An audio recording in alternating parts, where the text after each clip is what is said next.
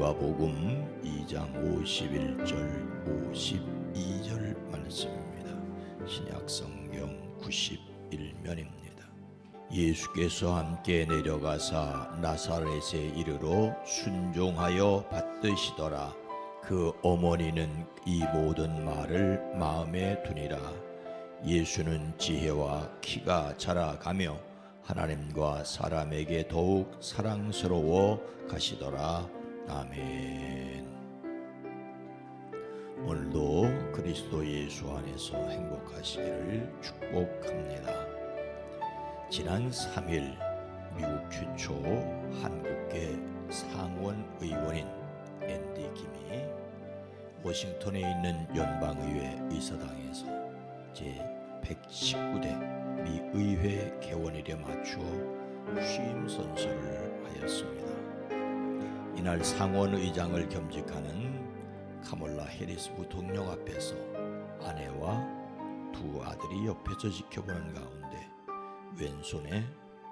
왼손을 성경책에 올리고 오른손을 든 채 선서했습니다.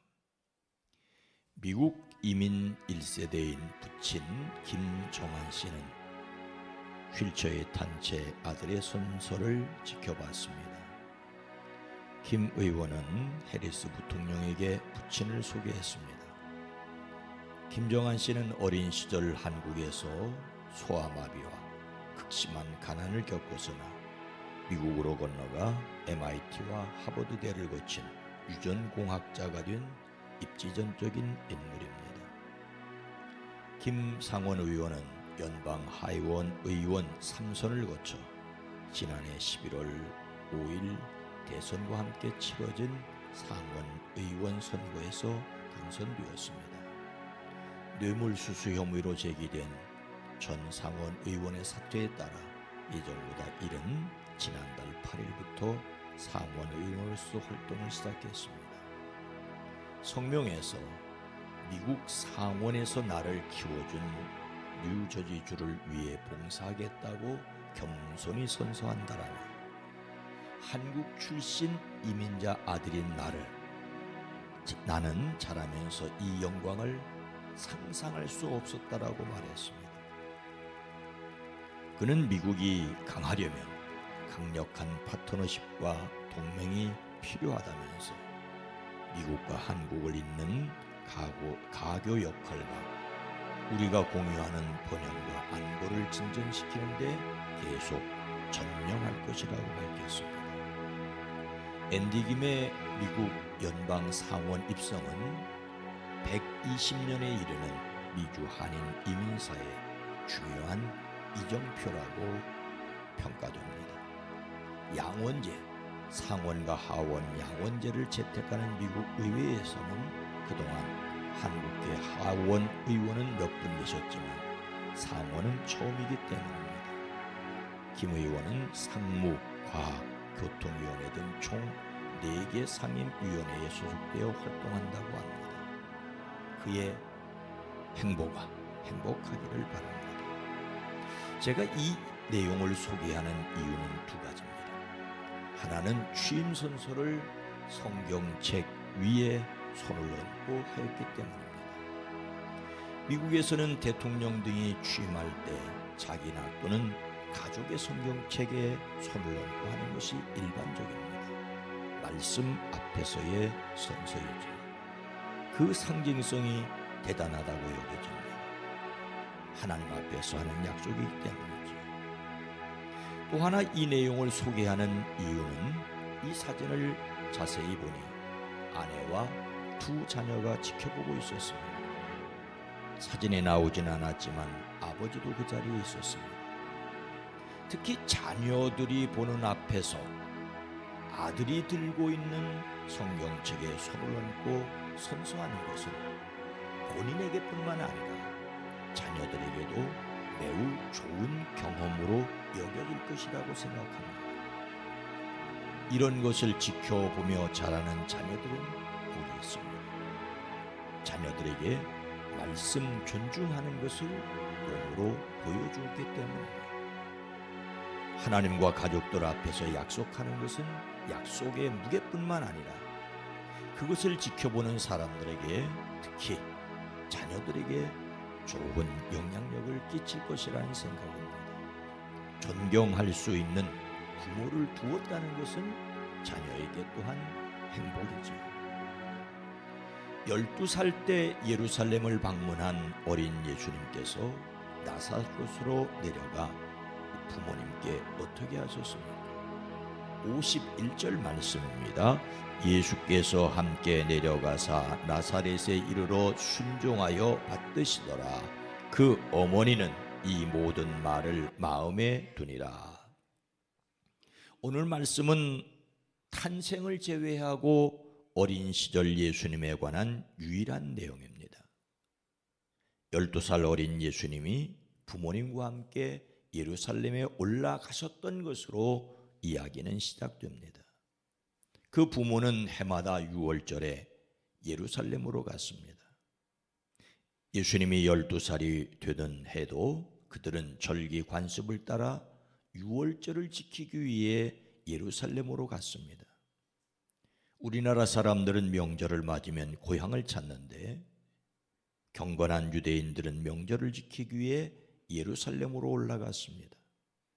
요셉과 마리아도 그런 경건한 신앙인이었습니다.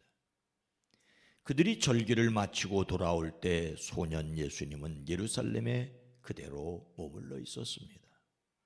그의 부모는 이것을 모르고 일행 가운데 있으려니 생각하고 하룻길을 갔지요.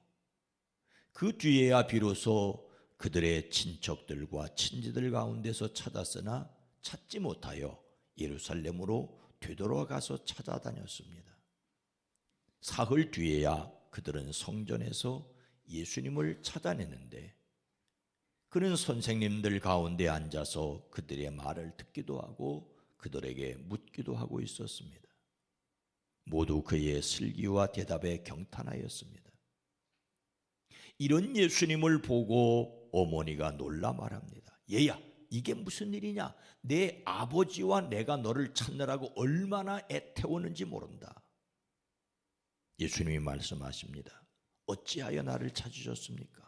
내가 내 아버지 집에 있어야 할 줄을 알지 못하셨나이까? 부모가 찾아와서 너를 찾느라고 얼마나 애태웠는지 모른다는데 내가 내 아버지의 집에 있어야 할 줄을 알지 못하셨나이까라고 하니 그 부모는 그 말이 무슨 뜻인지 깨닫지 못하였습니다. 이런 예수님을 배려하기라도 하려는 듯 더 이상 다른 말 없이 부모와 함께 나사렛으로 돌아가서 그들에게 순종하여 지내셨습니다. 다만 어머니는 이 모든 일을 마음에 간직하였습니다. 예수님이 계셔야 할 진정한 곳은 하나님의 집이지만 아직 그 때가 이르지 않았기 때문에 부모에게 순종하여 함께 집으로 돌아갔습니다. 여기서 순종하여 받들다라는 자기 자신을 겸허히 낮추어 복종시키는 것을 의미합니다. 예수님은 순종하는 상태로 계속 계셨다는 것을 강조합니다. 일시적인 순종이나 선별적인 순종이 아니라 계속해서 이 땅의 부모에게 순종하셨습니다.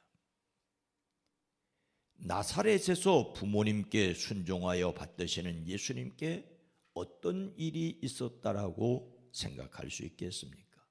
52절입니다. 예수는 지혜와 키가 자라가며 하나님과 사람에게 더욱 사랑스러워 가시더라. 예수님께서 부모님께 순종하여 받으셨기 때문에 그 지혜와 키가 자라고 하나님과 사람에게 더욱 사랑받았다는 것은 아닙니다. 하지만 부모님께 순종하여 받으시는 것과 함께 예수님의 영과 혼과 육이 성장하였다는 것입니다. 여기서 지혜는 삶의 경륜이나 경험을 통해 혹은 깊은 생각을 통해 얻는 지혜를 가리킵니다. 키는 이런 지적 측면인 지혜와 상응하는 신장을 의미합니다.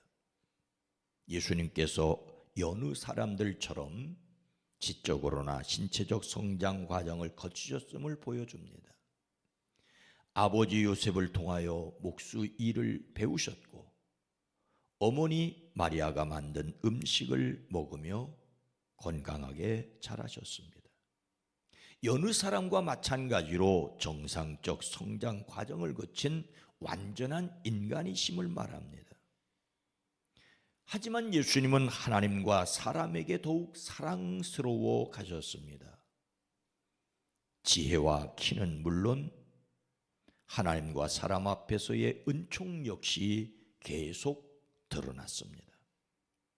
육체적인 성장과 생활 내용이 오늘 말씀 이후 더 이상 성경에 기록되어 있지 않지만 공생의 사역 전까지 청소년기와 청년기 때에도 여전히 경건하게 성장하셨음을 짐작할 수 있습니다. 부모님께 순종하였기 때문에 성장하였다고 원인과 결과로 볼 수는 없겠지만 순종과 함께 성장하였다는 것은 분명합니다. 오늘 말씀을 마음에 새기고 지혜가 자라고 하나님과 사람에게 더욱 사랑받도록 우리 자신이 실천할 것은 무엇입니까? 하나님께서 사도 바울을 통하여 로마 교회에 하신 말씀에 마음에 하나님 두기를 싫어하는 사람의 모습 가운데 하나로 부모를 거역하는 자를 꼽습니다. 또 디모데에게 말세에 고통하는 때 특징 가운데 하나로 부모를 거역하며 감사하지 아니하며라고 말씀하십니다. 부모를 거역하는 것이 하나님 떠난 이 시대의 특징들 가운데 하나입니다. 예수님을 닮는 성품 1월 주제는 지혜입니다. 일반적으로 지혜란 사물의 이치를 빨리 깨닫고 사물을 정확하게 처리하는 정신적인 능력입니다. 하지만 예수님을 닮는 성품으로서 지혜는 하나님의 가치 기준으로 삶의 상황을 보고 반응하는 것입니다. 날마다 내리는 결정 과정에 진리를 적용하는 것이지요. 삶의 모든 경험 속에서 하나님의 손길을 보는 것입니다. 이런 지혜를 얻기 위하여 하나님이 주시는 능력으로 주님을 경외해야 하고 하나님의 말씀을 사랑해야 하고 하나님의 관점을 보아야 합니다. 하나님의 방법을 적용할 수 있어야 합니다. 그리고 부모님과 선생님의 말씀을 귀담아 듣는 것입니다. 지혜는 지혜로운 사람에게서 배웁니다. 자녀들은 주 안에서 부모에게 순종하고 부모님은 자녀를 노엽게 하지 말고 주의 교훈과 훈계로 양육하여야 하는데 그렇지 못한 시대적인 위기를 겪고 있습니다. 경건한 신앙 가족을 회복해야 지혜를 배울 수 있을 뿐만 아니라 지혜를 이어갈 수 있습니다. 사랑하는 성도들의 가정이 이 지혜를 보존하고 지혜를 이어가는 가정들 되어지기를 주의 이름으로 축원합니다. 거룩하신 하나님, 자비로우신 주님, 예수님께서 이해하지 못하는 그 부모님을 따라 나사렛으로 내려가 받들어 순종함으로써 지혜가 자라고 키가 자라고 하나님과 사람들에게 더욱 사랑받아 가셨습니다. 이 땅에서의 지혜를 사람을 통하여 배우셨던 모습을 보여주셨으니 우리가 지혜로운 사람에게서 지혜를 배우게 하옵소서. 악한 사람에게서 악을 배워 더욱 악해져 가는 이 세상 속에서 선한 사람에게서 선을 배워 더욱 선을 행할 수 있는 우리와 우리의 다음 세대들이 되어지게 하옵소서. 우리의 연약함과 부족함과 어리석음을 고백합니다.